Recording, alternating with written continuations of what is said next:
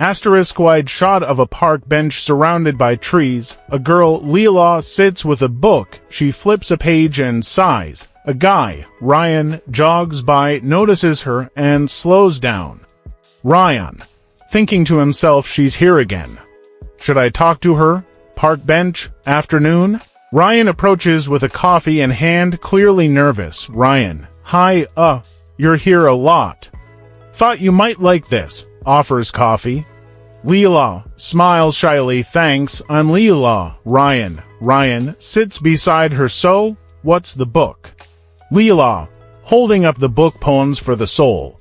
Ryan, smiling, maybe you can read me one someday. Park bench, days later, montage of their growing friendship, laughing, sharing stories, and reading poetry together.